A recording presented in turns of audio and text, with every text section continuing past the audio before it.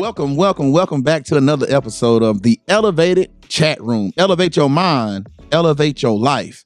Now, it's your host, Lonzo Jones. I got my guy, Dwayne Malone, with me tonight. He's also your co-host, but he's behind the scenes once again doing his thing. Before I introduce the guest tonight, we have a special guest tonight. Special guest tonight. See, you heard his voice, right? See, you heard his voice, but you didn't see him. He's here. The topic for tonight is the power of financial management, avoiding bankruptcy. Okay, I think this right here is going to bless a lot of people. Yeah. We got a special guest with us tonight, Miss Tina Parker. She is a local attorney. I'm going to let her introduce herself a little bit more. Tell them a little bit more about yourself, Miss Parker. Miss Parker. So, yeah, I'm Tina Parker, and I grew up in Muscle Shoals. Still live in Colbert County, but have a law office over in Florence, and bankruptcy happens to be one of my practice areas. So happy to come and talk. Okay, sweet. So you deal with bankruptcy. Is that a common thing? Yes. You gotta practice. I would assume it'll keep you busy. Yeah, it does. Some years more than others, and this year you could imagine bankruptcies are up because of the economy. So yeah, I'm seeing a lot more people now than I have in some years. Okay. So what made you go into the bankruptcy part of being an attorney? Okay. Well, funny story. I like funny stories. Yeah. So back in, you remember 08, 09, 2010, the economy was really bad then too. Yes. Remember when they were the housing market crashed? So, things were bad for everybody at that point, and lawyers included. I mean, we weren't exempt from that. I was doing a lot of personal injury work and still do, and I love it. But when the economy was really bad back then, the insurance companies tended to kind of slow down on payments as far as like paying out on the injury claims. And so I thought, gosh, this is kind of, you see the money kind of slowing down. It makes you nervous. And I thought, well, gosh, it might be time to diversify. Okay. And so I thought, well, if you're going to diversify as a lawyer in a bad economy, maybe bankruptcy is something I should learn how to do. So you smart too. Well, thanks. That's a smart move. Go ahead. Yeah. Well, and two, I went into law because I like to help people. Yeah. And there were a lot of people hurting and needing help. And there really aren't a lot of attorneys that go into bankruptcy. For one thing, it's in federal court. It's not in state court. Okay. So it's just it's a whole different type of law than what most lawyers are practicing. Okay. And so I had a friend who happened to be the bankruptcy trustee at the time. And he was Mike Ford, an awesome guy. And he was kind enough to bring me to his office free of charge and completely train me on how to do it. Wow. Yeah. Was that training, was it like in depth? Did it take? Yes. Oh, okay. So it is a big difference. Yes. So what law were you practicing before you went into? I was at that point in my practice. That was a long time ago. Yeah. I'm getting old. But, you don't look like it. Thanks. But at that point in my career, I really was just focused on personal injury and workers' comp. Okay. And which I still do and love. I love to do it. But bankruptcy has really been a blessing to me because I get to meet people. Not that you want people to be hurting, but you get to meet people who are hurting and you get to invest in those people. Gotcha. And I mean, they come in hurting, and I always tell them when they come in, like, it's hard for me as a woman to sit down across the desk from a grown man who's that's hard. A broken man who's like, I feel like a failure. And so it just gives you an opportunity to invest in that person. And I always say, tell me at the end of our meeting if you're leaving here feeling better than when you got here. And almost without exception, that's what I hear. That's good. Let me say too, before she go further, it's refreshing to hear you say how you feel to see a grown man come in and be broken like that, because most men, and we've had episodes about this, are afraid to even be vulnerable. Right. So to hear a female to say that's refreshing. Would you agree? Yeah. So, and then one thing that it sounds crazy, but it's easier for a man to be more vulnerable with a stranger than it is his own spouse. Absolute truth. Outside his mama, it's just tough, So when he comes into that office and they see you and you have that warmth and that assurance, it's like you're a breath of fresh air. Like it's like everything gets released, and you're able to help him and bless him. That's That's deep. You know what I'm saying? So I love that aspect of it. Well, and you guys already know this about me, but I am a Christian attorney. I'm a Christian first, you know, and so I'll get tearful saying this, but it's just the way I feel. So I think that God put me in the field that He knew I needed to be in because I do care about people. Oh yeah. And I think this is something I've been thinking about this summer because I've been really busy at work. But I feel like God has blessed me with so many opportunities to witness to my clients. And it goes back to what you were saying. When they come in broken and they are vulnerable with me, it's a very natural thing to be able to witness to them. Yes. And see, that's just God working through you. Yeah. You know, just simple and plain. It's like, you know, because I always would ask, like, how do you really show people God? You show them love. You show them grace. You show them, you know, mercy, comfort, patience, kindness, the fruits of the Spirit. Like, you show them those things so they recognize it. And now they're willing to trust you. Who don't want to trust love? Right. You know, when you really break it down, like, if I'm going to trust anything, I'm going to trust love. I'm going to trust the grace. I'm going to trust, you know, everything that you show me in this meeting. It's like, you know what? Yes. Something about you. And people know if you care or not. Yeah. Yes. Hands down. They can see through it if you don't. Yeah, hands down. I agree with you on that. Dwayne, you got to turn that AC down. So it's getting a little hot up in here, man. I don't know if it's me or if it's Miss Paul. Yeah. But so let me ask you this then. What are some of the common misconceptions about people that have about bankruptcy? What's a misconception about that when people come in to file, like, or just a general knowledge? So like people reach out to me and frequently they think they're surprised to find out that they're not going to have to give up their car or they're not going to have to give up their home most likely. Okay. And so a lot of people I think are fearful of reaching out to talk about it because they just assume that they're not going to be able to keep those assets. Okay. And that's typically not the case. In almost all cases, as long as they've got a regular income to support continuing to make those payments, they're not going to lose those assets. Okay. So when people are filing for bankruptcy, what are the common things that they're filing for? Is it credit card debt? Is it what is it? This is what I have. You know, you start to see patterns after a while. I mean, I've been doing that for years and years. I don't even know how many years that is. That's a long time. Yeah. I guess pushing 15 years now. Sweet. That I've been doing it.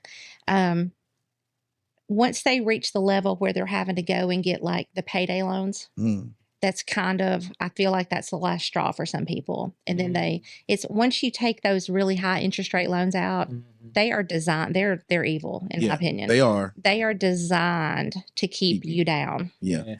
And they're very dangerous. But yeah, most people have credit card debt.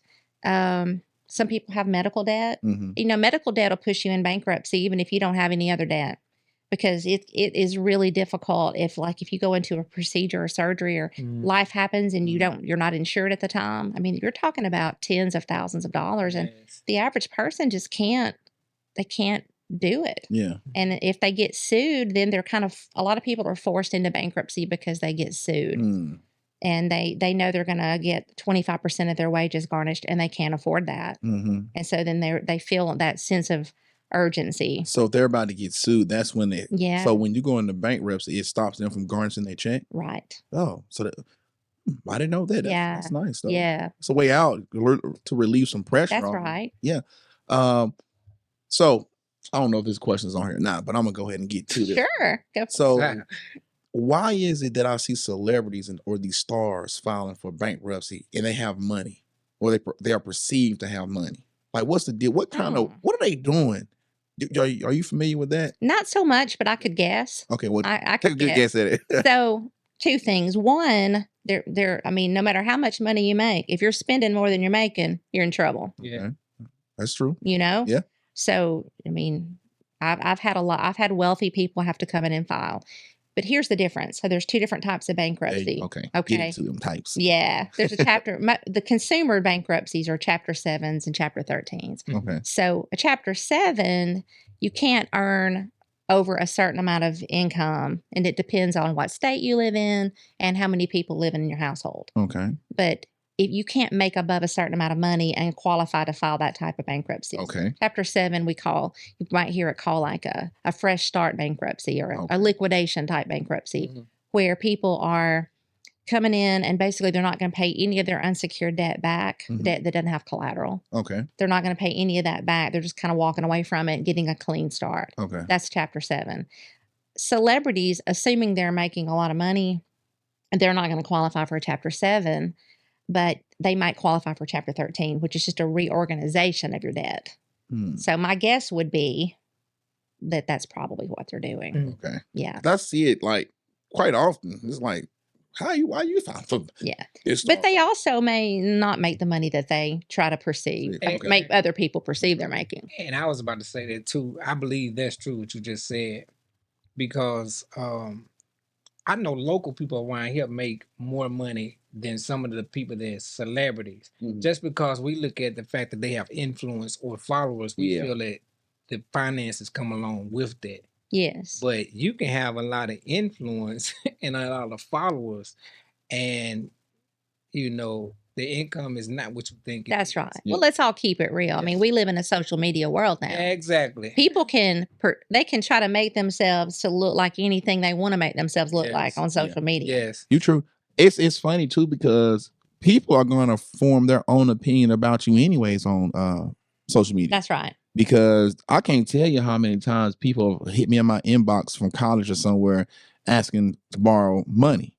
And I'm like, my Facebook profile must look like I got it going on like that. I'm like, don't get me wrong, I'm straight, but I'm straight. I'm not like, now don't get me wrong, I give and I bless, but I don't just have funds to just be giving out, you know what I'm saying, to just people I ain't talked to in 10, 15 years. Right. But like you said, they'll look at your Facebook and assume that, oh man, not only does he look like he probably got some money, but he looks like he's the type that will lend me the money. Yeah. So they prey on that kind of stuff. I'm like, nah, man, I had a dude asked me to lend him money so he can feed his son over the weekend. I was like, bro, I gotta feed my sons too. Sure. You know what I'm saying? Like, come on.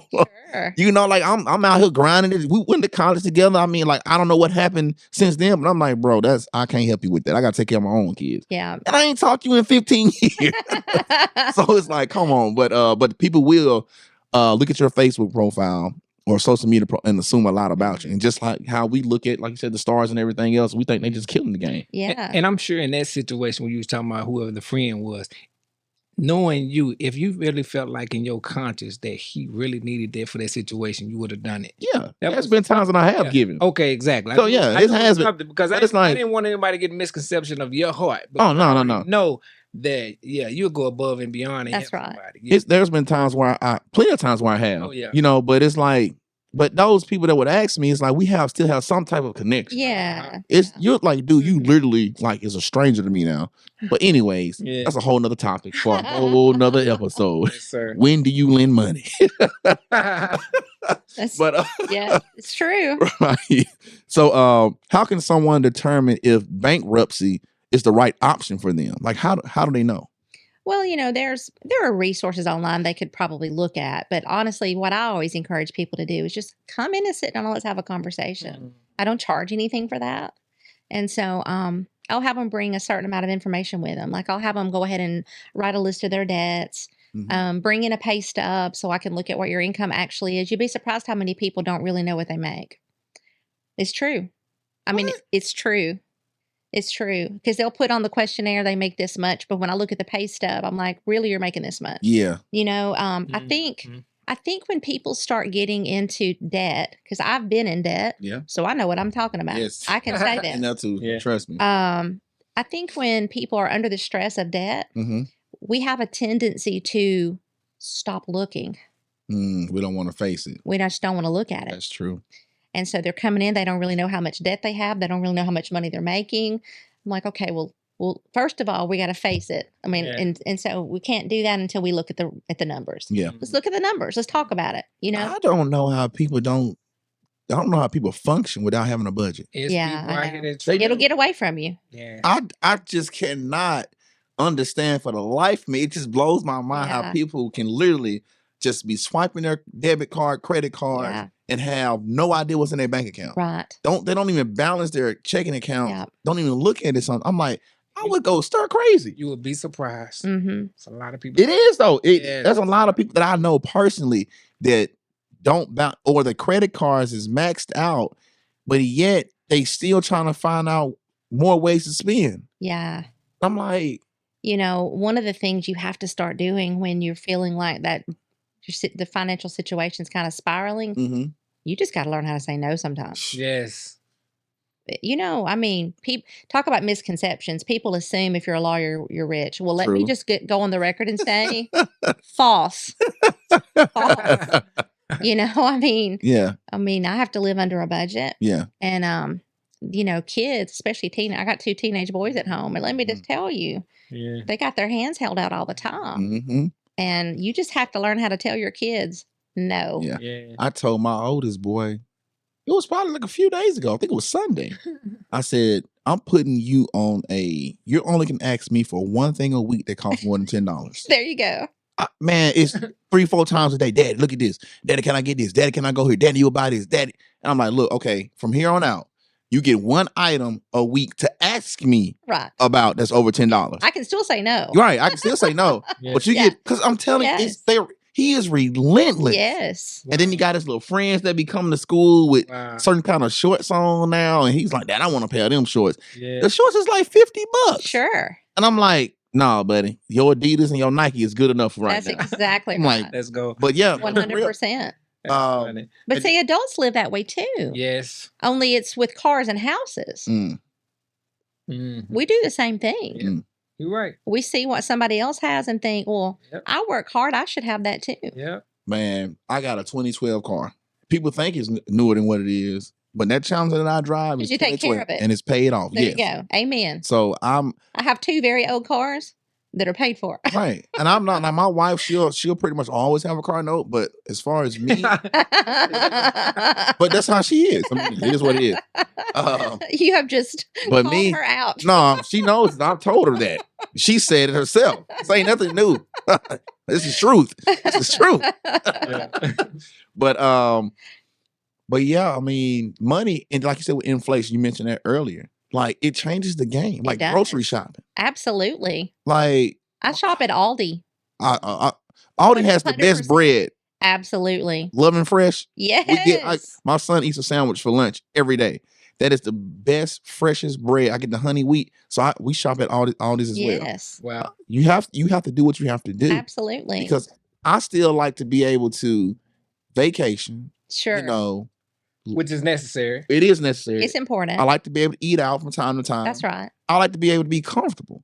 And so in order to do that, you have to find ways or get you a side hustle to earn even more money. That's or work some overtime to build it up, then you can relax. That's right. But you gotta find ways, or you just have to really live well beneath your means. Yes. And I think with the social media world, and seeing this person's getting this, that person getting that. Oh, they got a new car. Oh, he got and it's like, oh, I want one. Sure. That's not how it's supposed to work. The whole keeping up with the Joneses thing. Yeah. But what a lot of people don't know, I know because I see it. I look at people's budgets. I look and see the reality of their financial situation. A lot of those people, some of them, sure, they're making a lot of money and they're able to buy those things without it being a financial burden. But a lot of these people are going in deep debt. Yeah. And that is not a blessing. That's a burden. Yeah. Stress. I mean, debt causes stress. Yes. It just depends on what your debt tolerance is. Right. But it causes stress, bro. Yes. For sure. You'll sit there. I remember one time, man, I think it was like early on in our marriage, probably like about 4 years before we started having kids. Or it may have been right after the first kid. And I looked at I was like, bro, you got a whole lot of credit card debt that you just paying the minimum balance on. And I sat down, looked at I said, I ain't never gonna pay this off. Right. And that's what it feels like. And I had to come up with a strategy. That's right. But you have to make your money work for you instead of you working for it. That's good. You have to. That's good. I heard somebody say if you make it behave. Yeah. I heard somebody say if you don't have a budget, you're not spending your money is spending 100%. Wow.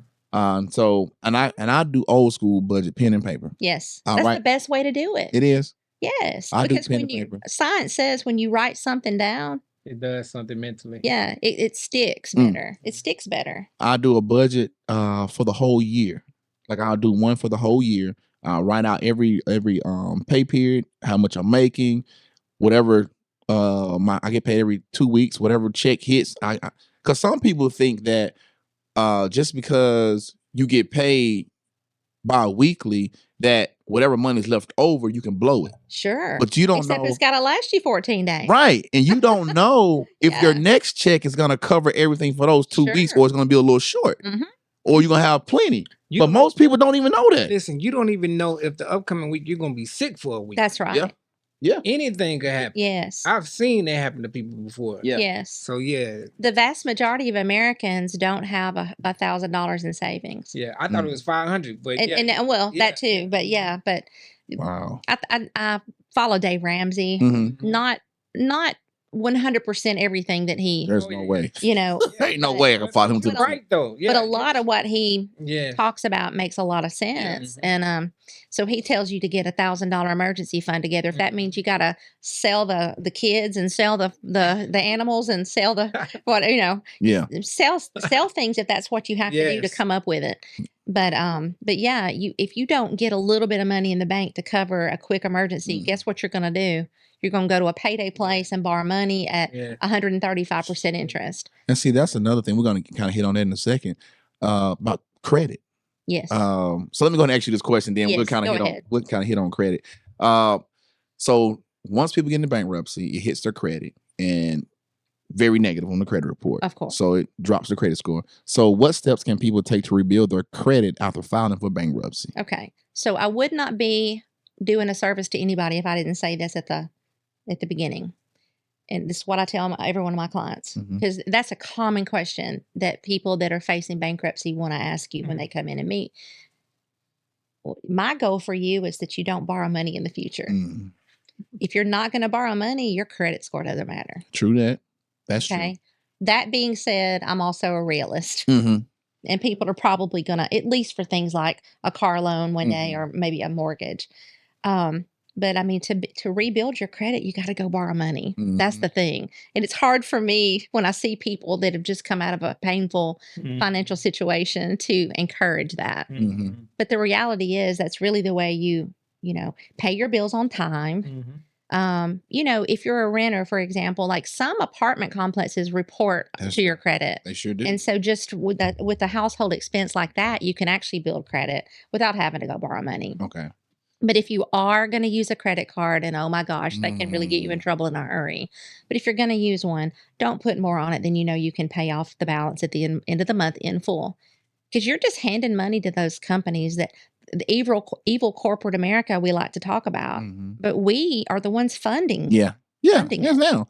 Because we want to live above our means. Yeah. And it's not worth it. It's not, but it's hard. Yes. Because you feel like you deserve this, I deserve that. Yes. But it's not about what you deserve. That's right. Can I tell you a story? Go ahead. Another story? Go ahead. Yes, absolutely. Let me tell you about my stupid financial decision. So I was 28 years old, just about to start law school.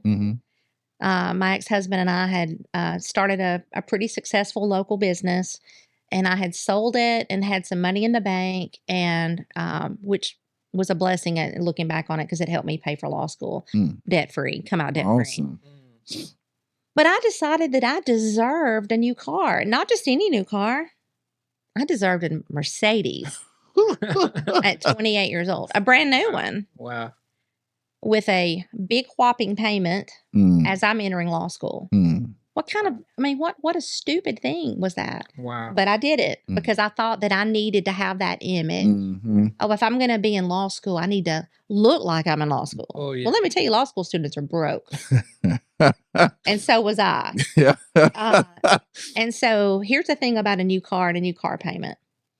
6 months into it, 12 months into it, it's now a used car that you may not even really like anymore. The newness has worn off. Yes. You're over that whole, new car smell. Yes. And you're still stuck with the $700 or $800 payment. It's not fun. Yeah.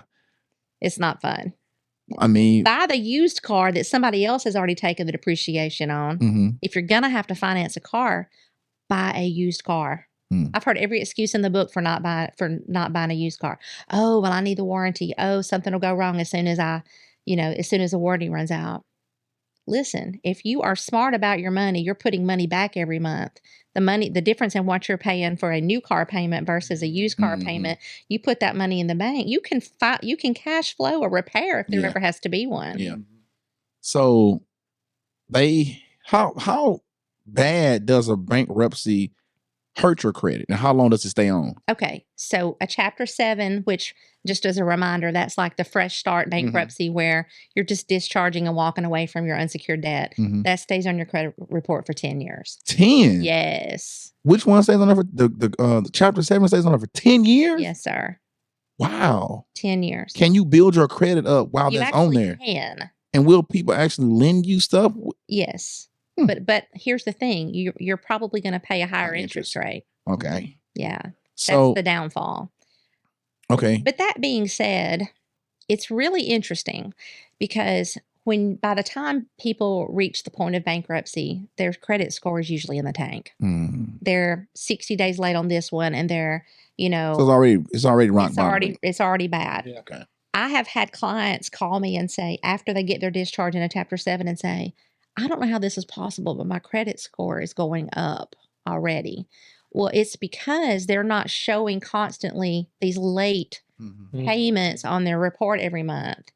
So to some degree, you're rebuilding it right after you get your discharge in a Chapter 7 because you no longer have all these late marks. But yeah, I mean, it's going to be there. So if you apply for a mortgage loan, car loan, most loan applications are going to ask you, and they're going to, even if they don't ask you, they're going to pull your credit report and see it. But a lot of lenders are looking at it from a debt to income ratio. Well, you're now debt free unless you've reaffirmed a car loan or a mortgage loan. You're debt free of any type of unsecured debt. So I guess to some degree you're looked at as a better credit risk because you can better afford to make the payment. But you are going to pay a premium for it in interest. Okay.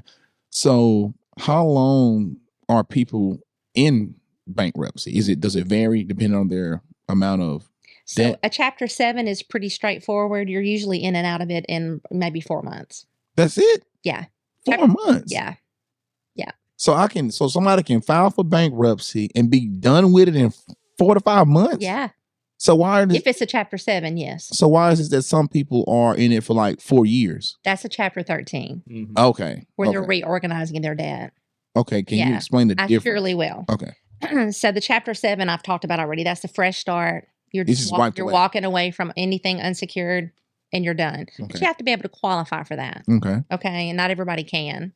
If you make too much money, if you've got a lot of equity in the things you own, there are things, if you file Chapter 7 in the last 8 years, you can't file again. You can only file it once every 8 years. So some people go into a Chapter 13 instead for different reasons. Some prefer it over a 7, even if they could do a 7 for just different reasons. Some people morally just don't feel right. It's a personal decision. But with the Chapter 13, you're in it for either 3 years or 5 years. Okay. And it depends on your income level, how much debt you're paying back. And the most common question I get is they want me to be able to tell them, well, what's my payment? You can just estimate, what's my payment going to be? No, I can't. It's literally a case-by-case basis. So it depends on how much income they have, what their household expenses are, how much debt they're paying back. All those things are factored into the payment amount. Okay. But it is to a large degree a budget-based payment. Yeah. And it stays on your credit for 7. 7. Yeah. Okay. So do you know of any companies out there that are able to help people rebuild their credit even faster? Okay. I'm about to get real. Let's go. Because that's not on the thing. Because go ahead. I'll let you answer. Yeah. She took some water on that. Yeah, I'm gonna need a minute. No, I'm just kidding. No. So you see a lot of the TV commercials, and I think you see them a lot late at night because I have insomnia, so I get to see all that. Yeah. Where they're telling you, oh, if you have this much in debt, call us, and we can wipe away part of your debt. Well, in reality, this is the way those debt relief agencies work. Okay. what they're really doing is you're signing a contract with them where they will take out of your checking account every month a certain amount of money. Mm-hmm. They tell you don't pay any of those bills. Mm-hmm. Well, what's happening in the meantime? Of course, your credit is shot. Yep. It's shot because you're not paying anything. Well, in maybe 120 days, those agencies will then start negotiating to take the money you've been paying them, and they've been building up an account for you. Mm-hmm. And then they can start taking those funds and settling these debts. Right. I tell my clients, dude, you can do that yourself. You can. When you're 120 days late on a credit card, Yes. They send you letters in the mail. Suddenly, they're going to offer you a lower settlement. Mm-hmm. You know, don't pay them hundreds of dollars a month to do something you can do, but you just got to pick up the phone and do it. Mm-hmm. You know, so I'm not a fan of those places. Yeah. I am a fan of avoiding bankruptcy if you can avoid it, but I don't think that's the way. Right.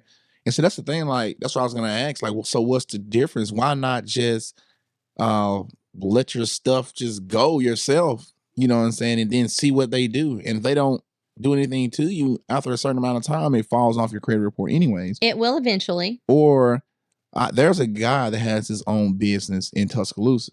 His name is Harvey the Credit Houdini. Mm-hmm. And when I tell you he gets stuff off of people's credit report to where now it won't show on your credit report, so your credit will boom skyrocket back up. But that doesn't mean that you're not still, you know, having to pay, because if the company calls you or send you letters, they're still wanting their money, but it's not on your credit report. And so I don't know, like, but he has a legit business. I mean, he's been doing it for years. And that's why I was asking, did you know, like, credit people that actually go in and get stuff off of credit? Because it was like, I'm sitting there like, the way he breaks it. No, I'm like, I'm so serious. I'm sitting there like, I just don't know about that. Trust me, I've used them. And when I tell you he's able to, I don't know if he's sending letters or if he's calling, negotiating, whatever thing is, but he gets stuff off your credit report. Interesting. And that's why I was asking, did you know anybody locally? Because, and it's all legal. He got a legal business. He goes all over the United States. Like, seriously. So it may be something that you want to look at, because this episode is either going to help him or no, he's nasty. He goes all over. Does never heard all of kind of stuff. But I believe you. I believe you, but what I'm saying is there's people out there. You see, like, I see them on YouTube, you know, talking about how they can get this off your credit report, get that off your credit report, and they have, you know, all these people that give their reviews, their testimonies. And like I said, I've even used one before myself. But that's why I was asking you, did you know anybody that actually truly, like, there's a couple ladies in the area that does credit repair. Sure. So what's credit repair then? I'm not sure I'm not sure what they're selling, but I will tell you this. The only legitimate ways that I know to get something off your credit, and I think there are businesses that do this, is if there's something that's a mistake on there. Mm-hmm. Okay. And I think it's kind of a hard process to navigate that for most people to try to do it on their own, Mm-hmm. although you can do it on your own. But I think that some people utilize services for that. If there's an error, yeah, I mean, it needs to come off. But the other way it would be, I mean, the debt's going to have to get paid somehow. Yeah, you would think so. I'm gonna send you his information. I wish you would, because now I'm curious. I'm dead serious with you, man. When I tell you, I've seen like a lot of his testimonies he posts. Like, of course, he blocks out the people's name and social, but he'll put their score on there and he'll show like 3 or 4 things, and then he'll come back like a month or 2 later with the new Equifax report or Experian report, Mm-hmm. and it show that it's gone, that's gone, and then the credit score is up like 70 points. I don't know. So like, I'm intrigued. Color me intrigued. I don't know. Another thing that I'm familiar with building your credit back up before you have to file bankruptcy or anything like that. If you got like 4 or 5 credit cards or 3 or 4 credit cards and they got high balance on it and you just can't pay them, if you have enough credit to where they'll give you a personal loan, yes. If you can take those 3 or 4 cards, get a personal loan and put it in that personal loan, yes, it pays those credit cards off. Correct. So a on consolidation loan. Basically, that's what you're talking about. Yes. But the difference is, let's say you was doing just minimum payments at $400. That payment for that personal loan is probably going to be anywhere from $50 to $200 cheaper. Sure. So you're going to get a little money back. I'll give you a little breathing room. You're going to be paying that off as long as you don't go back to using credit I cards. was about to say, Yeah. but that's the big if. Yeah. People are tempted. Yeah. You And know? it also boosts your credit score back up because it shows that you paid those 3 or 4 credit cards off. Yes. So you can go from, you can go up anywhere from 50 to 125 points. Right. By doing that. That's right. But a lot of people just don't understand the credit game. That's right. And it's a game. Yeah, it can be. Yeah. But that's one thing if they're still credit worthy. That's what I say. If you can get the personal loan, you got to be able to get the loan. That's What's the reality of someone actually being able to do that though? Because with that comes discipline. Well, that's on them. So you got what I'm saying? So like, what's the reality of somebody actually being able to do that? Most of the people that come to see me, they're beyond that point. Yeah. You know, that those resources have pretty well been exhausted. I occasionally will have a couple come in here or a single couple come in and they'll say, now my credit's perfect because I've not gotten behind on anything, but they kind of see the writing on the wall, right? Okay. It's starting to snowball. Yeah. Now there are times when I will just sit down and help them get on a budget. Because if they don't really, if bankruptcy is not necessary, I don't want you to file it. And I don't know. That's good. I don't know how other bankruptcy lawyers do. I'm sure there are others like me. I don't know, but I just don't want to put somebody in bankruptcy unless I know that that's really a last resort for them, because it will mess your credit up for a while, and people feel like they feel like they're shamed, and I try to discourage them from feeling that way. But a lot of times people do feel that way if they have to take that step. But if I can help you avoid bankruptcy, I'm going to do it every time. Yeah, that's what's up. Good. How expensive is it to file for bankruptcy? Well, a Chapter 7 is, usually most people are surprised at how inexpensive it is to do that. So I don't know. I think other lawyers are probably charging about the same, but I charge $1,000 attorney fee, and then they have got to pay a court cost of $338. So $1,338 for the whole thing. Yeah, that's not bad at all. No. So, okay, we learned a lot tonight. Told y'all this is Miss Parker, attorney Tina Parker, y'all. She's dropping some jewels, some knowledge. So yeah, I'm enjoying this myself. This is good stuff. Good stuff. All right. So how does personal finance management play a role in avoiding bankruptcy? All right. So I'd rather approach that question from a standpoint of what are some practical things you can do to avoid it. Okay. So avoid credit card debt. Again, if you're going to use a credit card, don't be putting things on it. Again, it comes down to a budget, right? But don't be putting things on a credit card that your budget doesn't allow you to afford, because then you're not going to be able to pay that off at the end of the month. And then 1 month becomes 6 months of carrying a balance, becomes 6 years of carrying a balance. And before you know it, now you have 5 credit cards that all have maxed out balances. It can get away from you in a hurry. Yeah. If it becomes a habit to use a credit card that you can't afford to pay off every month, then suddenly you can just look back and wonder what happened, because it'll get away fast. So that's one thing. Just avoid using credit cards. Spend what you make. Don't spend more than you make. Let me ask you this before we go to your next. Sure. So in saying that, for someone that may have a credit card, what would be the purpose of having it? Well, I personally don't believe in using it. I'd rather use a debit card for that purpose. But some people like to use them for travel. They like to rack up, points or airline miles, and that's great if you're disciplined. If you're enough, disciplined. If you're disciplined. Discipline, okay. I'll be honest with you. I'm not that disciplined. So, I mean, I got in trouble with credit card debt one time. And once you've been in that position, you don't really want to be back in it. That's true. Yeah. See, like, my brother, he uses credit cards for traveling, but he's super disciplined with it. Right. But I know other people that use it for stuff and they're not super disciplined. But it, like I said, it all depends on your financial savvy. Yes. He likes to use it to get points for hotel stays and points on flights. Now I use credit cards for, like, they do a promotion. It's like they'll give you $300 statement back if you spend $1,000 in like 3 months. I'm like, I go spend $1,000 a month in groceries. Sure. So I'm gonna get You got that. teenagers, you do. Right, and I'm gonna make $300. You see what I'm saying? I got $300, Mhm. and I'll do stuff like that. Or me personally, like I'll stack up credit cards just in case something goes left. I mean, that's just me. I have money in the bank, but it's like, man, if something was to pop off and I had to pay, you know, help somebody out or something just crazy went on, I've got enough credit card. One card alone is enough to handle pretty much most things. And then another thing that I do a lot of 0% finance credit cards. Yeah. So I don't pay no interest on. And I was telling Dwayne about that before, but you can get a 0% finance credit card. If you want to pay for your trip, you may have the money in the bank. You know what?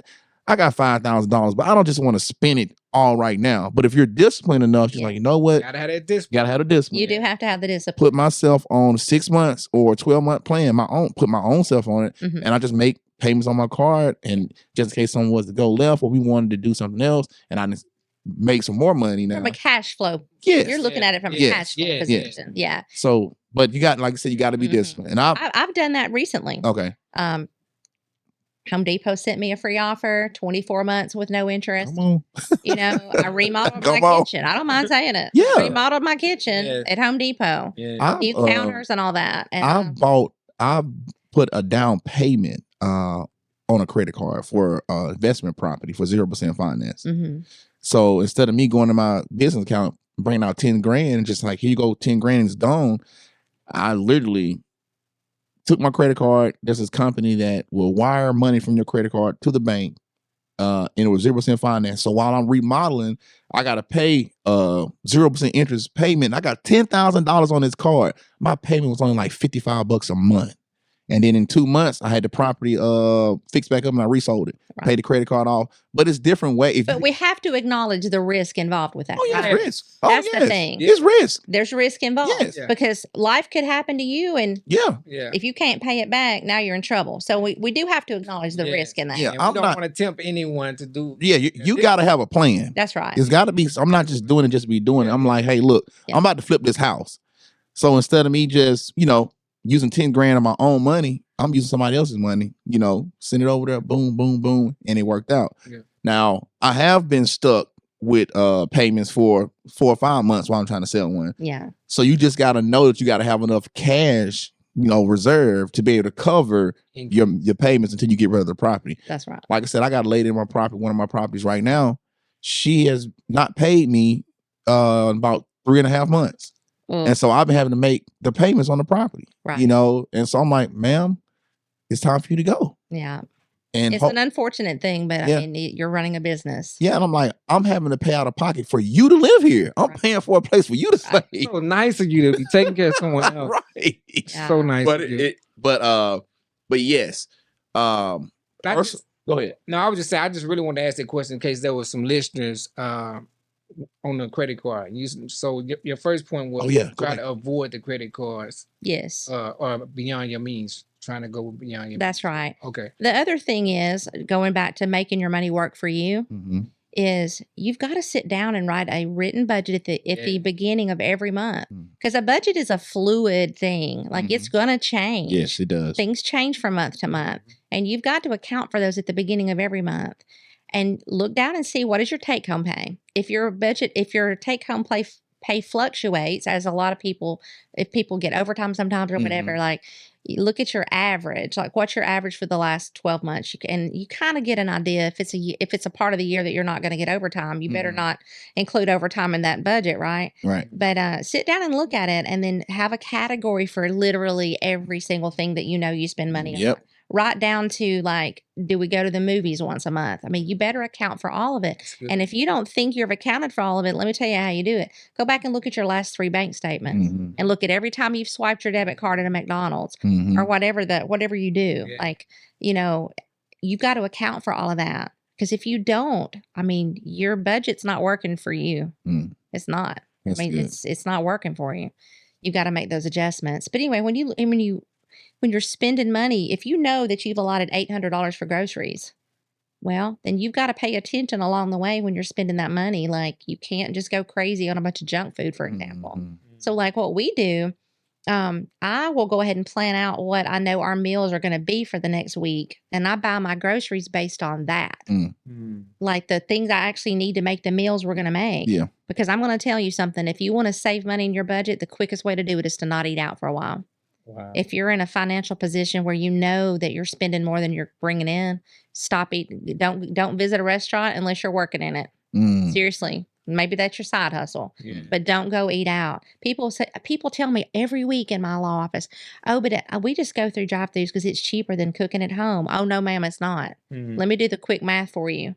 I can buy a pack of ground beef and buns and cheese and all the stuff to go on it and make burgers for 6 people at home for what we can do a $10, $10, $15 now to eat in a drive-thru for 1 or 2 people.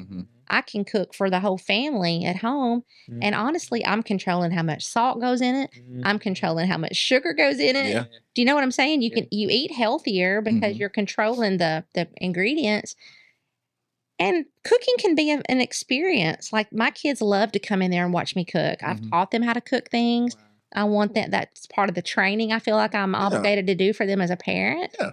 Those kids are going to be able to move out and know how to take care. They know how to do laundry and they know how to mow grass and they know how to do anything inside the house that needs to be done and they know how to cook. Yeah. They're going to be okay. You doing your thing then, mama. Doing your thing. You had said something and it triggered something and it slipped my mind. I can't believe I forgot this one. I normally write my stuff down. Didn't even write it down this time. But like you said, the budget part. Yes. I think people are afraid sometimes. Yes. You mentioned it earlier. They're actually afraid to sit down and see what's really going on. But like I was telling my mom, I was like, this was years ago. I was like, Mom, we did a budget for her and she had like $700 left over. She was like, that's wrong. She was like, there's no way I got $700 left over at the end of the month. And I'm like, well, are we missing anything? That's right. She was like, no. I was like, well, you have $700. We don't know what you're doing with it, but pay attention from now on. That's right. And she was able to start saving money, putting money, but she just did not realize that she had that much money left, so. That's a good problem to have. Great problem to have. Now, what are some of the long-term effects of bankruptcy on a person's financial health? I think we already kind of talked about that, but did we miss anything on like how does a bankruptcy affect people's financial health? Well, so there are. I try to approach things from a position of there's some negatives, but where are the positives in it?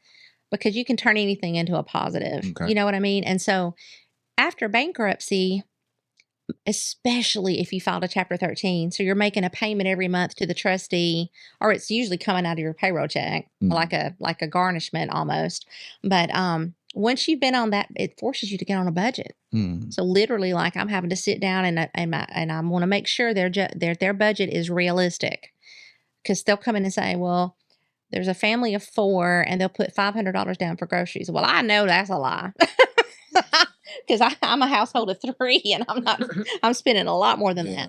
But people going back to people don't know what they're really spending because they're not looking at that bank statement for what the reason you say, like looking at it is scary. That all they know is things are not good financially, but it's so hard to look at those numbers because most likely the numbers are not going to add up. That math is not mathing, And so when we sit down and they have to fill out a budget form as part of filing part of the bankruptcy process, and they're having to account for every dollar now. And so in a Chapter 13, you're on that budget for 5 years. You come out debt free though, other than maybe having a mortgage, right? Yeah, that's sweet though. You come out debt free. So I'm looking at them, I'm like, look, you're paying whatever it is a month right now. You multiply that times 60 months. That's how much you're paying in. But when you come out, that money you are paying in is now freed up cash. Look at how you can live your life. If all of this money you were paying towards payments is now gone, and you've got that problem. Most people are making more money by the time they get out of the bankruptcy of Chapter 13, and now you've got all that cash freed up. It changes your life. You can change your family tree. Wow. So, you said something earlier. You remember what it is? Yeah. You was talking about like when people have like a side hustle or they're making extra money or overtime, do you recommend that they live off the overtime and the side hustle, or do you recommend they don't account for that in the budget? That is just extra money. Well, I think it depends on the situation. Okay. You know, I mean, like, for example, during the first year of COVID, I mean, 2020 was a scary time. I mean, like for every business person, we didn't know what the heck was going to happen. You know, it was scary. And I'm thinking, well, gosh, like even in the law world, I mean, we were considered essential. So we were still working. Yeah. But a lot of people weren't spending money unnecessarily on things like legal services. So we all saw our revenues decline. And I started making wedding cakes. That's right. You did start. I had a side hustle. I remember that. Killing it. I remember that. You made a cake for something that we was doing. You did. I was The somewhere. Christmas party. My Christmas. Yeah. I And remember she that. made one for my wife too. Yeah, for her birthday. Yeah. I That's sure what did. it yes. Yep, I remember yep. now. Okay. And so, Wow. Delicious. yeah. And let me tell you, that side hustle was the difference in me probably having to go into debt Mhm. and, Really? and not having to go into debt. Mm. And so I'm a big fan of side hustle. Yes, I But am now, too. in that situation, it was short lived because as soon as my business took back off after things kind of loosened up again, I mean, there was no time for doing Right. wedding cakes. But for some people, a side hustle can turn into a long term thing. Mhm. And if it's long term, certainly count it in your budget, Okay. you know, Yeah. if it's long term. But some people need to go into a side hustle temporarily to avoid bankruptcy. Okay. And say, I'll look at their budget and I'll say to some people, I'll say, look, you don't have a debt problem. You have an income problem. Mm. Because even when I take the debts out of the equation, they're going to have a hard time making it just on their household bills. Mm. I'm like, bankruptcy is not going to be a blessing to you because you're going to come out and you're still going to be behind. Mm. And you're going to, what are you going to do? You're going to go right back into debt. Yeah. You've got to fix the income problem. Mhm. And so for some people, that's going to your boss because you are underpaid for what you do. Like, go to your boss and have an honest conversation. Like, look, I think I should be making more. I've been here for a long time. I'm doing what I'm supposed to do. Like, I feel like I'm helping you out and I'm making you money. And I really need a raise. Like, it's hard for some people to do that, Yeah. but you got to know your worth. Mm. So that's a Yes, problem for some people. Yes. But for other people, they're just not really able to increase the money at their current Mhm. full-time place. Mhm. Go and get you that side hustle. I mean, seriously, there are hours that you're not at work that you could do something. Mhm. And so I encourage it. And if you got teenage kids that are just sitting on their tails playing video games, put them to work. Yeah. Let's go. I mean, sometimes I think it's sometimes people think, oh, that's terrible. It's not terrible. It's teaching your kids a big life lesson. Yes. A big life lesson. Yeah, now I can see if your kids are active, they got all these extracurricular activities going on, and they can't work, and that's different. But like you said, if they're sitting at home, just literally chilling, playing video games, not doing nothing else but going to school, no.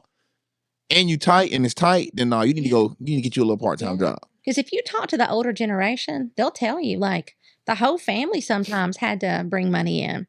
You just got to do what you got to do. It's teamwork. It's, we're all eating the food. We're going to have to all contribute somehow. Yeah. It's not ideal, It's not. but if that's the situation, then you just have to make do. That's right. Now see there. So I like the two examples that you gave about the side hustle, because like with my life, like my 9 to 5, I make that pay all the things. Your household bills. Yes, everything that has to Yeah. be paid. Yeah. So when I'm doing a side hustle, that's like icing on the cake. Mhm. That's like, instead of us taking, a normal vacation, I can put a few more thousands on it. We can go do a better vacation. Yeah. Or I use that money to invest in other stuff. Or when the boys need something extra, it's like, okay, I can do that.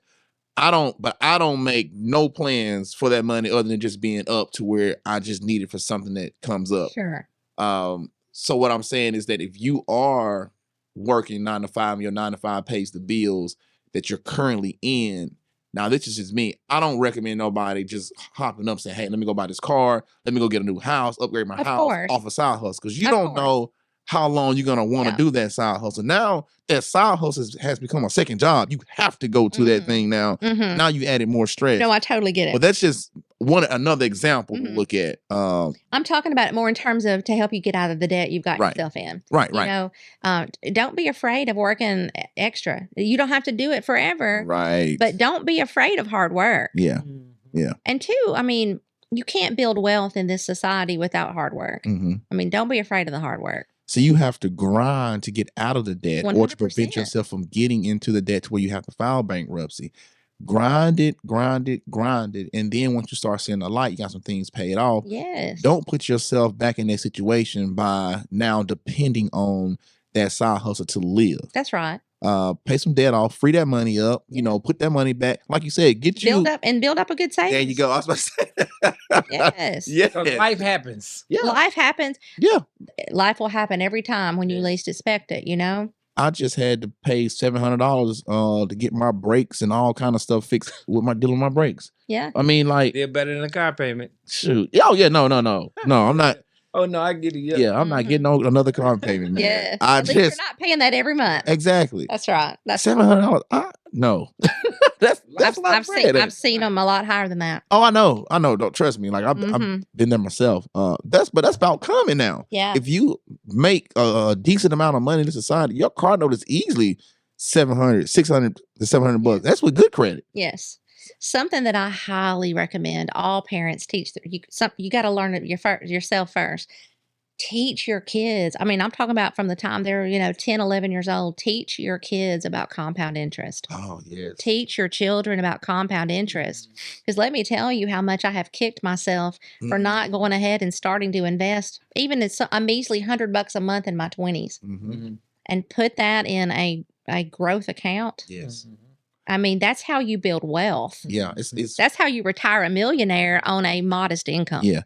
It's funny you say that about compound interest. I have what they call an IUL, an Index Universal Life Insurance Policy, on both my boys.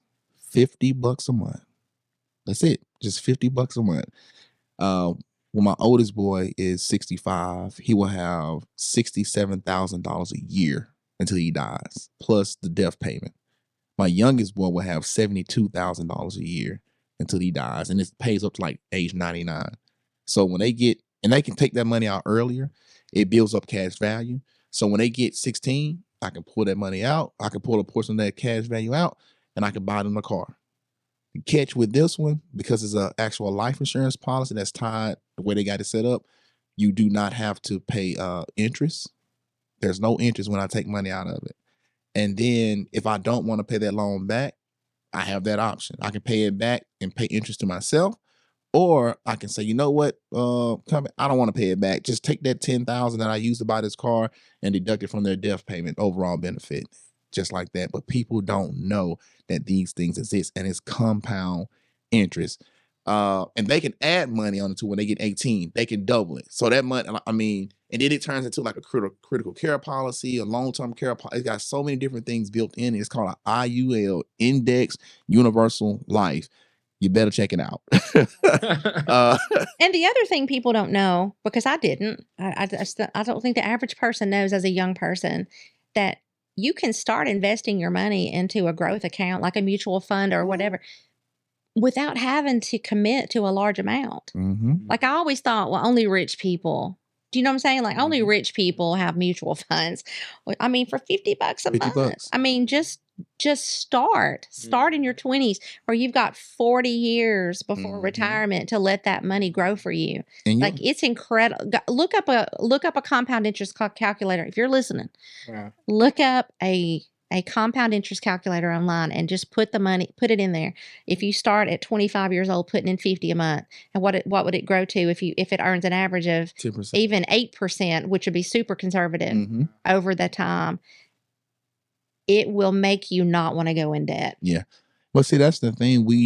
We're not we, but a lot of us are not educated. Yeah. We don't have the knowledge in those areas, so we miss out on a lot. That's of things. right. That's why parents have got to teach their kids. They're not going to get that at school. No, they're not. Oh, no. And that's what we talk about all the time. That's why we're so big on life skills here. Yes. Teaching about finance, teaching about credit, teaching about cooking and various different things, so that our kids, when they leave the house, they will be ready. That's right. For the real world. That's right. And have an advantage, and especially in my own household, like my kids, everything is normal to them. Like it's not, oh yeah, my dad talked about, like that's just normal. They just get me because like God has blessed me to be around certain people that's important to me and made me have an open mind about going after and learning about different things, being exposed to Sure. different things. So when you learn stuff, it's like, man, I came across, like I said, I came across the IULs and I came across infinite banking. Then I came across this and I was like, man, this stuff makes sense. Mm-hmm. But nobody's ever sat down and broke it down to us. Yeah. I'm actually in the process right now. There's this concept that you can pay your house off in 3 to 7 years with a HELOC loan. And I'm looking it up now, but I'm like, it don't make sense right now. Like just looking, I was like, how? But it's things out there. Let Man, me it'll tell you blow what your I do. mind. Let me tell you what I do. Come on, give me something. So I bought my house that I'm in now back in 2017. Mm-hmm. I set it up on a 30-year mortgage. However, you can look up an amortization calculator online. Mm-hmm. And I put in, and you can put in, there's calculators you can look at, like on, I think Bank of America might even have one, where you can plug in, like, if I make this much extra, if I pay this much extra every month on my mortgage, and it goes straight towards the principal on that loan, how much, by paying this much extra, how many years of that mortgage can I cut off and pay it off early? And so from the beginning of my mortgage, I knew I could afford $300 more. I knew I could afford it. And so without exception, in fact, I've got it set up on auto draft, so I'm not tempted to not do it. Mm-hmm. But I pay $300 a month, and it's cutting off, it's cutting off 11 years of my mortgage just by paying $300 a month. That's a lot of interest you're saving. It is. Yeah. And a whole lot. There's different ways out there. I know people that talk about they just make one extra payment a year. Yep. And it cuts off And it's 7 the same years. concept. Yeah. Mm-hmm. So depending on the payment amount. Mm-hmm. Mm-hmm. Yeah, I'm telling you, there's a lot of things. If you get on YouTube, TikTok, and just type in, because it can actually be used for good stuff, not just not just a time waste. Man, it is. I'm telling you, I go to Yeah. YouTube University. Like I've learned Yeah. so much. I taught myself how to make wedding cakes on YouTube. Wow. Sure did. I've learned real estate off of Yeah. YouTube and Yeah. internet. If Like you follow the right people. yeah, and they give it out free. And I pay for a few courses to get like deep in detail, but like now I can teach. I know so much about real estate in the credit game, how to get your credit to where it needs to be able to afford to buy the houses. Sure. So I mean, and I'll give that information away free. But yeah, let me ask you this last question. Okay. We moving right on along. Yeah. All right. So can you share some tips for those struggling with debt but not ready to file for bankruptcy? I think we kind of hit this. We've touched on but it. kind of, go a little bit more. Because I'm not good at following an outline. So I'm not either. We've just been flowing. But tell them what the people that are struggling, let them know like what they can do to avoid filing bankruptcy or anything else you would just like to give them. Okay. Well, I mean, first is you got to face the facts. You got to be willing to look at your numbers. You see how much money you're spending and know how much you're spending and know how much you're making. Mm-hmm. Because once you have that moment where it might make you sweat and your heart beat real fast, might make you cry and get really angry too. But that's not a bad thing because you get mad enough, you'll make a change, right? That's true. And so look and see what you're spending, make a budget, and everybody in the household needs to be on that budget. Okay. Everybody needs to be in on that conversation. Okay. Because your wife or your husband or your teenagers can derail it if they're not all a part of it. Now, you don't want to sit down with a 3-year-old and talk about a budget. Right. But you know what I mean. Yeah. Get on a budget. Stop spending money on things that are not necessities. Mm-hmm. Write on a piece of paper, write down necessities and write down or needs and wants. Okay. Do it that way. Needs in one column, wants in another. Needs are a roof over your head, the lights turned on, food, gas for the cars, insurance, I'm sure I forgot something, but that, rent. Mm-hmm. Wants are, you don't have to buy your kids a new pair of Jordans when they start back to school. I know that shocks some people. But you don't really have to do that. You don't have to do that. That's a want. That is not a need. Yeah. A need is a pair of shoes on somebody's feet. That's a need. But you've got to identify the differences between needs and wants because most people in America, if you're being real honest, we're blowing a whole lot of money on wants. Mm-hmm. And so and that's fine if you've got the money to be able to do that. Yeah. But if you're in a financial crisis, you got to cut off those wants and just get back down to the basics. Mm-hmm. There'll be time for that later. but you got to get yourself into a position of being able to afford to do that without having to put it on a credit card, right? Right. And so that's another thing. Look for ways to save money on the things that are necessities too. Good, Okay. Good. And so that's a shop at Aldi. You would be surprised if you're not an Aldi shopper, and I'm not getting paid for saying this, okay? But that truly, item per item, there is a ridiculous amount of savings there. Mm-hmm. It is. I shop at Aldi's as well. Yes. So. I mean, and there's just ways you can do that. You know, if your kids are just, I know how it is to have teenagers and they want the name brands. Well, let me tell you, there is no shame in going to places like Fashion Exchange. Mm-hmm. Okay. You can buy quality used clothing and then be able, or buy them. This is what I do for my kids. Okay. I'll buy them like a Nike hoodie. And like, I think they got on Puma hoodies tonight or whatever, a few name brand items, but everything else don't have to be name brand. You know what I'm saying? Yeah. Everything they wear, everything I wear is not name brand. Oh yeah. But I'm just saying, you know, if it's a big deal to them, get them a few items that are kind of prominent with the Nike display, right?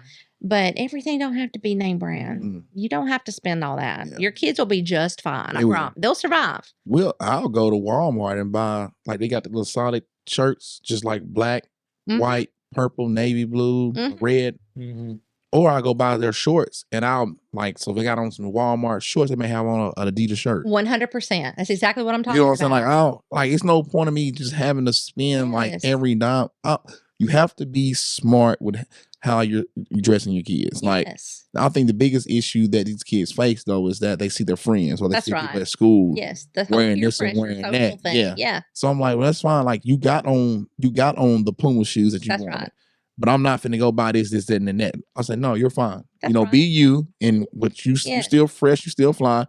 But this is what we're gonna do. That's right. You know, because you're gonna want to go here and go there, you know what I'm saying, in the future. So, and then plus, they don't understand that I'm thinking, like, I'm taking care of you now, but I'm also looking at your future. Absolutely. You know, and you don't want to set your children up for financial failure because they have watched their parents make a mess of money. I mean, you've got to think about it from from a perspective other than your own.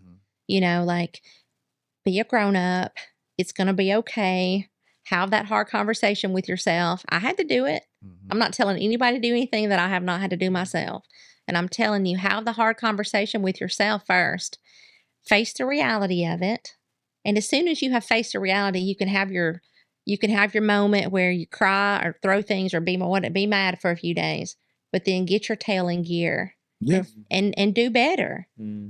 Yeah, I don't even buy expensive stuff for myself anymore. Me either. You know, well, you can't when you have kids. Right. I do a lot of TJ Maxx and you know, a lot of my stuff, like these shorts I got on now. This shirt is from Kohl's. It was on sale. Little $12 t-shirt. Shorts probably paid no more than $15 for it. Yes. But like but that's just me though. And I'm not knocking people that like to go out and spend money like that. If you got it, by all means, do what you do. Sure. But those who are struggling, those who are trying to get by, like, you don't have to, your kids don't have to have the whole tracksuit on Nike, Adidas, name brand. You can go to Ross, you can go to TJ Maxx, you can shop online at JCPenney's. I'm putting y'all on. JCPenney, I'm telling you, you'll be surprised the stuff you can get off there. Yes. And they always have a sale. Yes. Good stuff. But we just have to get to the point where we're not trying to impress everybody. That's right. You can impress somebody by, I'll go on Amazon and buy me a suit. Sure. I bought the boys $70 suit off Amazon, while this other guy got him a $500, $1,000 suit. Right. I go get and my you look suit. Just as good. Right, because I go get my suit tailored. Yep. And I know how to put it together.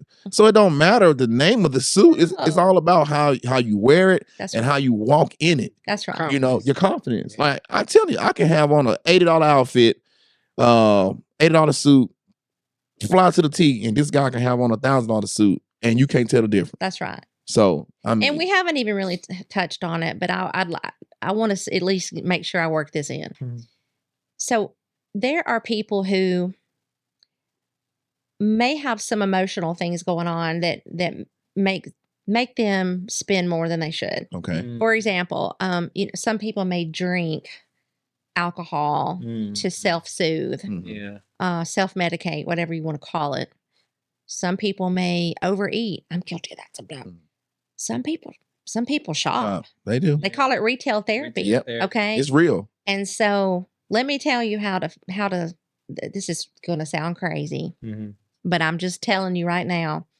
I have learned that I can satisfy that little itch by going on and shopping online and putting things in the cart and not buying them. I know that sounds crazy, but for people out there that are shoppers that like to online shop, they're going to know what I'm talking about. Because I've talked to other people and found out it wasn't really that crazy. Just other people put it in do the cart. too. You're shopping, and it's kind of satisfying that, but I don't buy it. I mean, I buy things sometimes. Don't get me wrong, but I'm just saying, like, not all the time. But if you saw my Amazon shopping cart, you would think I was a lunatic.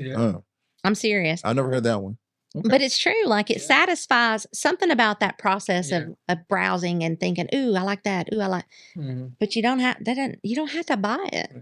I know that sounds crazy, but for people who like retail therapy, I promise you, try it. Yeah. It does make sense too, because if you think about it, with Amazon, as you put things in the cart, is actually totaling it up at the bottom too. So so when you start thinking about the total at the bottom, like, I ain't finna buy all that either. Yeah. But what happens? I mean, I don't. It's not like I go into it with the idea that I'm gonna put it in my cart and not buy it. But what happens is I'll decide I'll put it in there, sleep on it before I buy it. Yeah. Well, most of the time, the next day, I don't even really want it that bad. Yes. Do you see my point?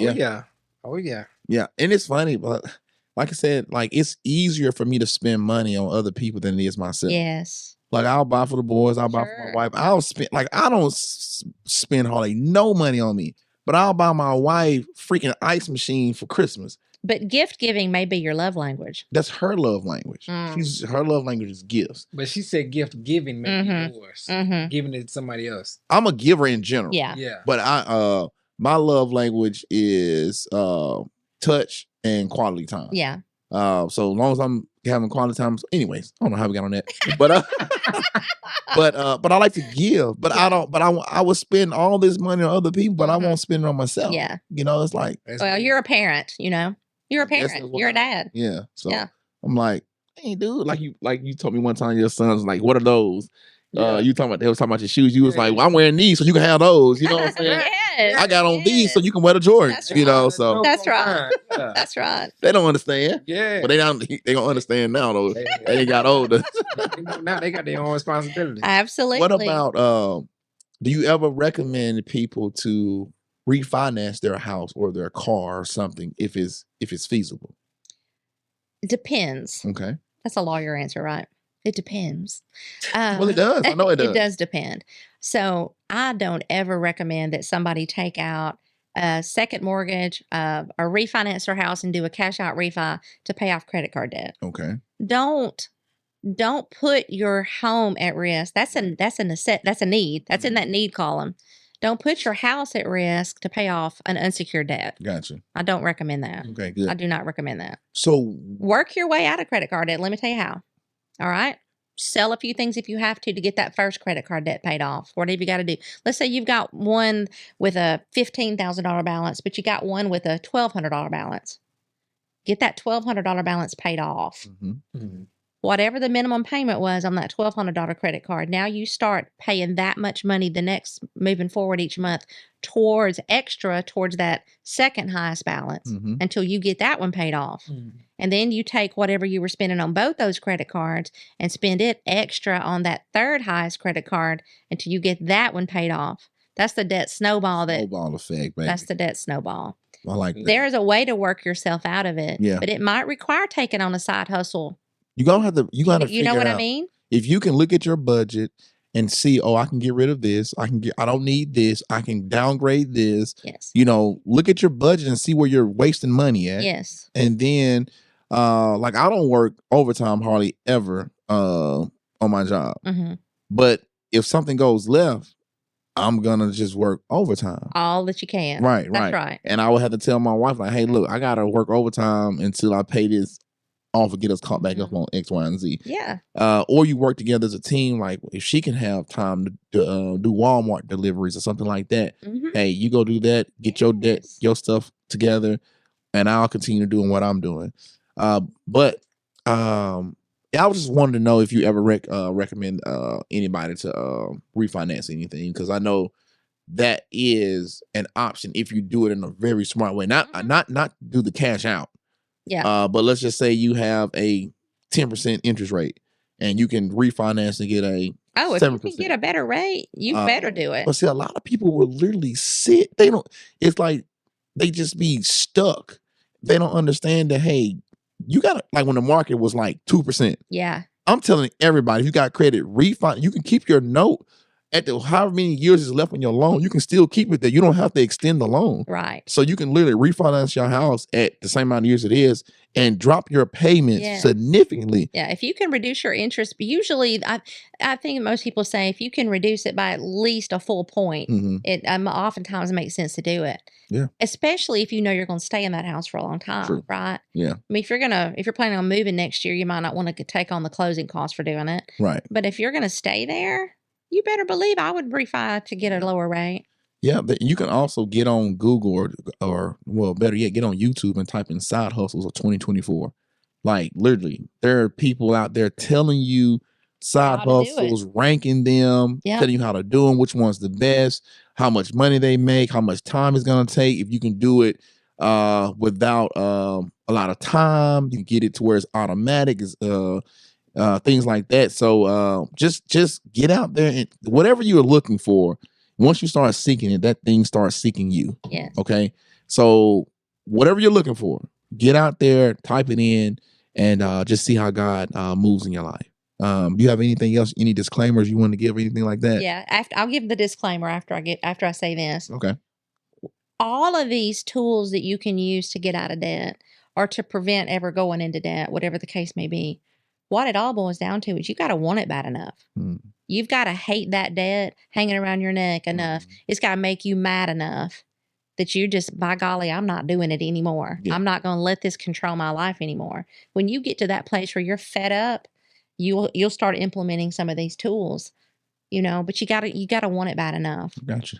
I agree with that. It's all about your debt tolerance, man. Like, when will you get fed up? When will you get sick and tired? Once you get sick and tired, boom. Now it's time to start figuring out, like, what the heck can I do? So when you start thinking about using your money to build wealth, where you don't ever have to worry again, and you can give and bless other people without even having to think about it being a burden on your own family. Yeah. I mean, it's life changing. It's worth it. Yeah. It's worth it. It's worth avoiding debt to be able to live your life like that. And you can do it. Yeah. Yeah, like I said, I don't really recommend people having debt other than your house. Yeah. I mean, it's hard to buy a house cash. It's so hard. So yeah. Other than your house, I mean, if like I said, if I could get my wife not to have a car note, that'd be awesome. Yeah. But that ain't gonna happen. You're being realistic. Being real. But go ahead. You can give your disclaimer. Sure. So anytime I'm talking about my own my law practice in a setting like this, I'm required to give a disclaimer. Okay. So I'm going to give the disclaimer. Okay. So the Alabama State Bar requires this disclaimer. I'm a licensed attorney, but I am not making any claim that another lawyer would not be able to provide the same kind of, quality of services that I can provide. Oh, yeah. So it's important for me to say that. Oh, yeah. And then our bankruptcy code, which is a whole different law than what most lawyers are practicing, but it also requires a disclaimer that says that I am a bankruptcy attorney. I provide assistance to consumers who are filing for bankruptcy under the U.S. Bankruptcy Code. So there you go. I've said my spiel that I have to say, but yeah. Now, Ms. Parker, tell them where they can find you at. Yes, sir. So I have a Facebook page, Tina Parker, Attorney at Law. That's honestly in this age, people use Facebook more than they go to a website. I don't even give my website out anymore. You can email me, tina@tplawgroup.com, or you can call me at 256-766-0460. Or you can do what a lot of people do and send me a Facebook message. I've done that before. Yeah. It's fine. Yeah. All right. Anything else, Wayne? Well, I will say that we appreciate and thank you so much for coming, for being our guest, and for being a supporter of the Rescue Me Project. Yes. He's been a I supporter. will always be a supporter. Well, we we appreciate appreciate you it. so very much. Thank He has you. been a huge inspiration and support to the Rescue Me Project, and we're so grateful for that. Y'all are killing it. That's exactly what I told you earlier tonight. I got to do the tour, and I'm telling y'all are killing it. And it's God is blessing it because you are blessing these kids. Thank you. He's going to continue to bless it because of what you're doing with it. Yeah. Awesome. You're being good stewards. Well, we appreciate Man, it. this dude is We'll the continue to do that. Yes. frugalest dude I ever met. But it works for us, man. Yeah. But he spends money when it's needed, when it's time, when it's necessary. That's right. So, yeah, he's very good with finances. And so man, he's good at running. I mean, he runs it. I mean, Yeah. so. But yeah, man, he's And one of the most humble people I have ever met. yeah. I mean, you wouldn't know like the connections that he like the people he can literally bring out, and like he can call dang near every important person in the Tri-City areas, like the quad areas, in the shows area. You know, Yeah. that's just, but you wouldn't know that. Yeah. You know, it's like, and we tease each other all the time. I was like, yeah, man, they be like, when I'm introducing myself, sometimes I'm like, yeah, my name is blah blah blah blah blah. I coach sports, and yeah, I know Dwayne Malone. Yeah, I know Dwayne Malone. You know what I'm saying? That's my right hand. I'm his right hand man. You know, That's funny. that gets me in the door, man. That's right. That's right. That gives me some favor, man. But no, real talk. Been a blessing from where we started. I remember, dude, it was one night. It was a tornado warning. Mm-hmm. And we were both down, I think it was in Sheffield, not Sheffield, but Tuscumbia in the shelter. Mm-hmm. And you told me that night, he was like, bro, I'm finally starting to write out this nonprofit thing. Yeah. And I was like, well, just holler at me. You know what I'm saying? Like, I remember it was that long ago. We was in a shelter. You remember that night? I believe so. Yeah. Oh, yeah. It was a tornado warning going on. And we just happened to be there the same night. I hadn't seen him in a while. Yeah. But yeah, man, this dude right here, I tell people all the time, you don't have people that are they implement and are visionaries. They're one or the other. They can see things, but they can't implement it. This guy right here is one of the few dudes I've ever met that can see it and then implement it. Yeah. But when he implements it, it's not a long time down the road. Right. It was like, hey, so man, we're gonna set up this new podcast room. I'm thinking about doing this and that. I come back And like 3 days. It's like, I'm like, dang. He don't play. That's right. But there are talkers and there are doers. Yes. You know? Yes. It's So true. I'm just fortunate, man, to be a part of this journey. Like I said, being a part of the Rescue Me Project has given me another purpose in life. Yes. God did not put us here just to consume, and store it all up for ourselves. Yes. That is not why we're here. Yeah. And that's the same way as you were speaking of at the beginning of the podcast when you were saying even what you do with your job with being an attorney for others, that's just another opportunity for you to minister and to work with other people as well and to pour into them. So the workplace is a ministry. Yes. It really is. It's the bait for the greater cause. Yeah. Yeah. All right, y'all. We're gonna close this thing out. Thank y'all for having me. Thank you for coming. Miss Tina Parker, the attorney. Yeah. She came through the night, dropped some jewels. Yes, she did. Thank you once again. She will be back. Yes, she definitely will be back. Now, viewers, thank y'all. Like, share, view. If you want to hop on the show, hey, holler at us, man. Absolutely. We thank y'all. And we out. Y'all be blessed.